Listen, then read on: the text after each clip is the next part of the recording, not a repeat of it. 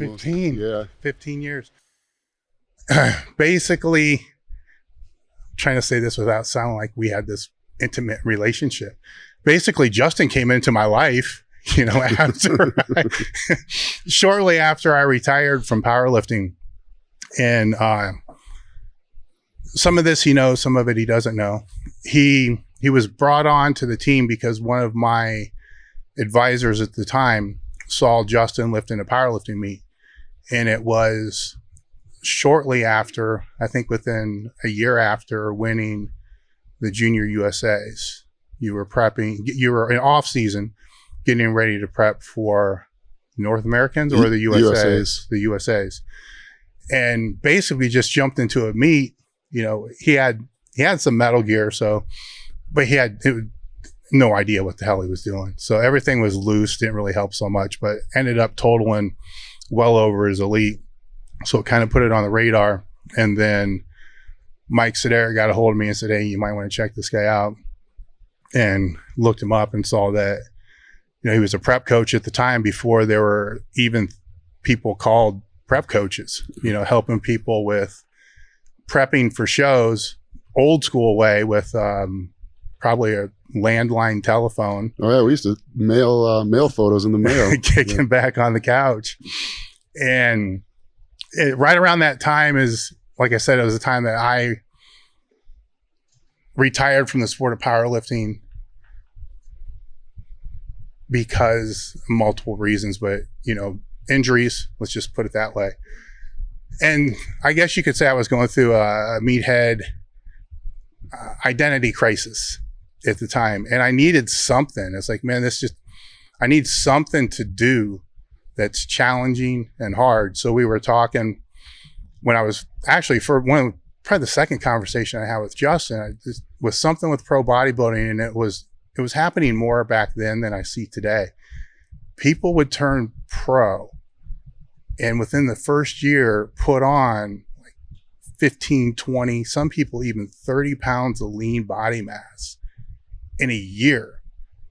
And I was trying, for those that don't understand bodybuilding, but you understand powerlifting, that would be like getting your elite total and then within the next year putting 40% on that elite total. I mean, it's like ridiculous. Like you're already at the top. And I knew it couldn't be drugs because they had to take everything possible to turn pro. They were already pro. They're already pro. So, and I'm sure the people who are trying to be pro are doing more drastic things than the people who are pro, so I couldn't figure out, what it was. And I asked him and his reply was something along the lines, well, it's easier for me just to kind of show you than, to actually explain it all. Like, fine, fuck it, I'll do it. And then, so we spent the next, God, it was about a year because I was as fat as I am now.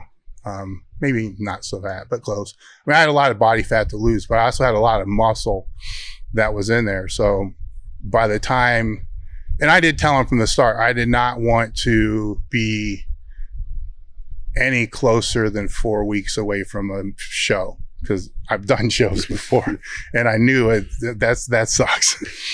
And so we managed to do that and, brought him on the team at the time. So while this was all going on, kind of just between him and I, me learning, and it wasn't a pharmaceutical thing. So I want to put it out there. It wasn't a pharmaceutical thing. Actually, it was a carb cycling thing.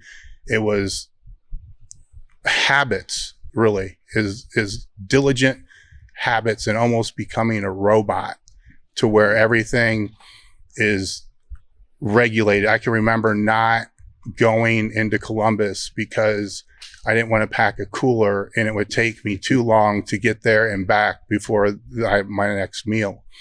And then under a certain body fat percentage, and I remember this because I dieted down 4 or 5 times.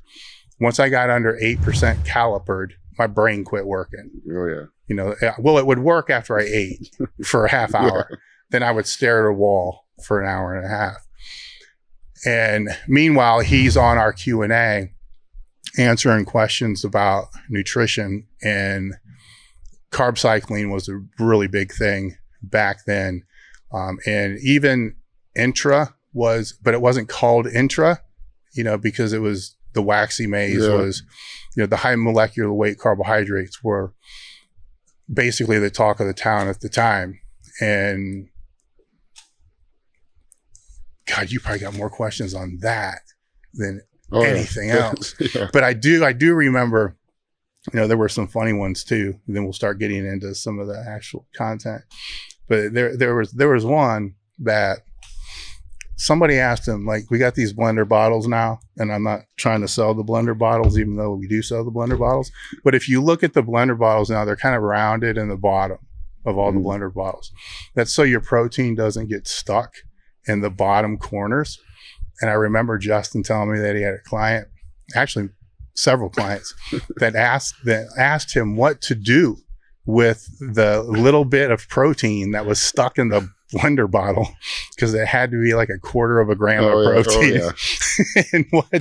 And it's so I was never to that extent. I was compliant to my way of being compliant. So I would come up with my own ways to do things, but that's kind of how we met, and then progressed forward, where the powerlifting community actually started to pivot a little bit and to think a little bit more about nutrition.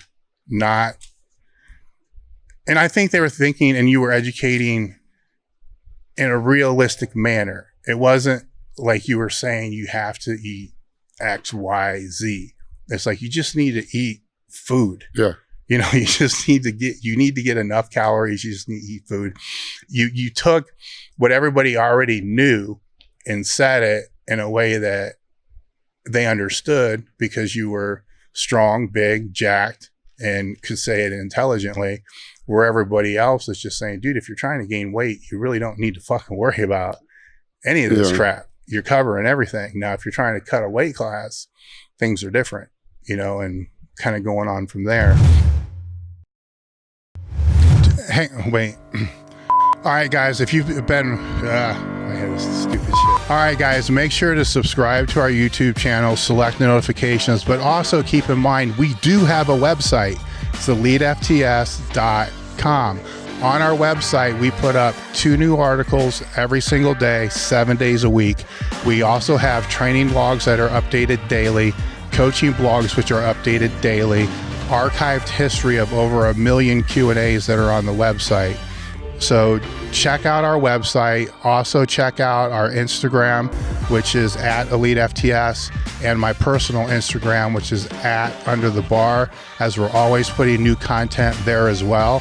So check them all out, because we have different content on all different channels.